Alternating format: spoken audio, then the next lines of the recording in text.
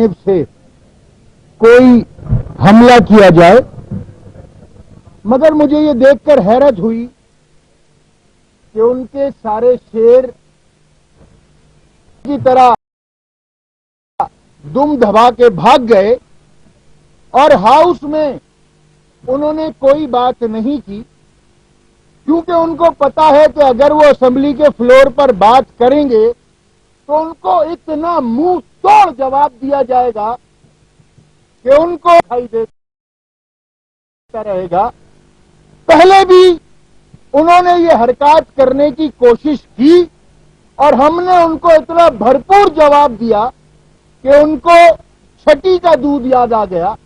آج جب چودھری نثار صاحب یہاں پر کھڑے ہو کر بڑکے مار رہے تھے تو میں آپ ہی کے درمیان کھڑا ہو کر یہاں یہ ساری بات سن رہا تھا، اور اب میرا رائٹ ٹو ریپلائی ہے۔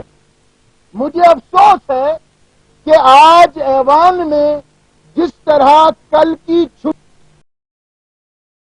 عوام کا کروڑوں اربوں روپیہ خرچ کر کے اس ہاؤس میں جس طرح اپنا انہوں نے یوم تاسیس منانے انہوں نے عوام کی چھٹی کرائی حکومت کے ساتھ مل کر، میں نے کھڑے ہو کر پوائنٹ آف آرڈر پہ کہا بھی کہ قانون میں rules of business and procedure میں ایسا کوئی ضابطہ نہیں ہے کہ پی ایم ایل این کو اس بات کی اجازت دی جائے کہ اگر آج کل ان کا یوم تاسیس ہے تو ہاؤس ہی برخاست کر دیا جائے اور کل ہاؤس نہیں ہوگا۔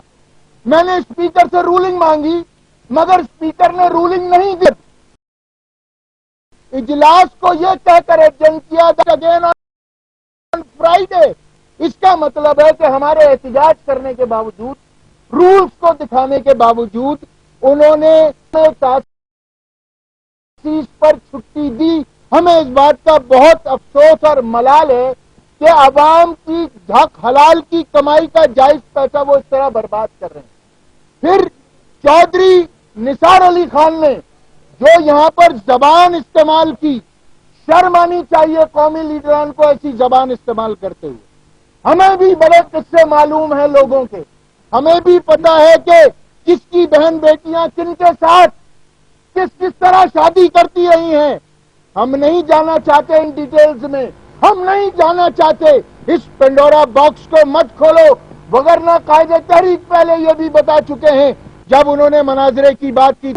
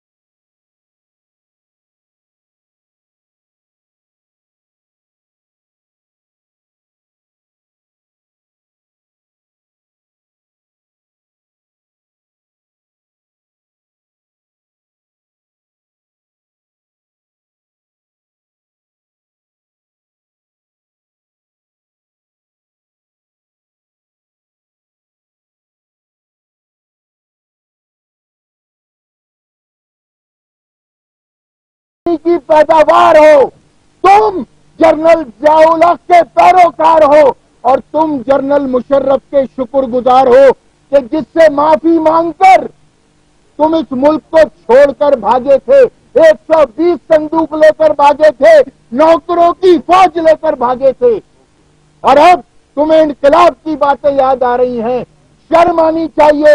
آج فوج کے خلاف باتیں کرتے ہو، رات کی تنہائی میں جا جا کر فوجی جرنیلوں سے ملتے ہو، برقعے پہن کے فوجی جرنیلوں سے ملتے ہو اور باتیں بڑی اتنی بڑی بڑی. شرم آنی چاہیے. تمہارا رویہ کچھ ہے، تمہارے قول اور فعل میں تضاد ہے، اور یہ ساری صورتحال یقیناً پورے پاکستان کی عوام جانتی ہیں. بس مطلب میں کچھ کہنا چاہتا ہوں. آج جو چودھری نثار صاحب نے یہاں، بلکہ صاحب لگاتے ہوئے مجھے شرم آ رہی ہے ان کے آگے، وگ لگا کے تو وہ اسمبلی میں آتا ہے آدمی. لیڈر ان کا بال لگوا رہا ہے انگلینڈ میں. ملک کے حالات تباہ ہو رہے ہیں. یہ لیڈر کیسے لیڈر ہیں؟ جب لوگ یا لیڈر ایگزائل میں جاتے ہیں تو اپنی قوم کے لیے کتابیں لکھتے ہیں، اپنی مشکلات لکھتے ہیں، قوم کو ایک راہ دکھاتے ہیں. یہ لیڈر گنجے جا کے بال لگوا رہے ہیں انگلینڈ میں. یہ حال ہے ان کا. شہباز شریف سے پوچھیں کہ لندن یا امریکہ جا کے کس چیز کا علاج کراتا ہے. جب اس کو گرفتار کیا تھا تو اس کمرے سے سیکس کرنے کی چیزیں نکلی تھی. یہ لیڈران ہیں آپ کے. پنجاب میں جو حرکتیں ہو رہی ہیں اس وقت، کرپشن انتہا پہ ہے، پروسٹیوشن انتہا پہ ہے، ہر روز ہر گھر میں مجرے کرائے جاتے ہیں، اس کو نہیں روک سکتے یہ لوگ. یہ شریف لوگ ہیں. رائیونٹ کا محل دیکھیں ان کا، 2 فیکٹریاں لے کے چلا تھا یہ گنجا. آج 32 فیکٹریاں اس کے پاس. کہاں سے پیسہ آیا یہ؟ پوچھے آپ اس سے. یہ الزام لگا رہا ہے یہاں کسی شریف آدمی پہ کھڑا ہو کے. ہمیں پتا ہے کہ کس کی بیٹی کیسے بھاگی تھی، کس کے ساتھ بھاگی تھی. پنڈورا باکس مت کھولے، ہمارے پاس بھی بہت سارا مواد ہے. وہ شہباز شریف اور نواز شریف اور چودھری نثار، تیرے کو پورا پنڈ ہی جانتا ہے. تو وگ لگا کے پھرتا ہے مسٹر بین. اپنا منہ بند کرو اور الطاف حسین کے لیے یہ مغلظات، یہ گندی باتیں بند کرو، ورنہ تمہارا وہ حشر ہوگا کہ رائیونٹ کے محل میں بند رہو گے. لاہور کے لوگ ماریں گے تمہیں. تم لاہور کے لوگوں کے بھی قابل نہیں ہو. لاہور کے لیے تم نے کچھ نہیں کیا.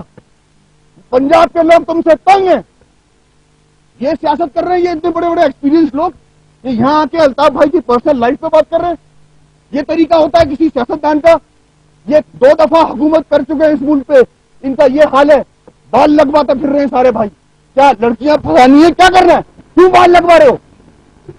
بال لگوانے کا وجہ کیا ہے؟ ابے عوام کے مسائل حل کرو. بال لگوا رہا بے وقوف.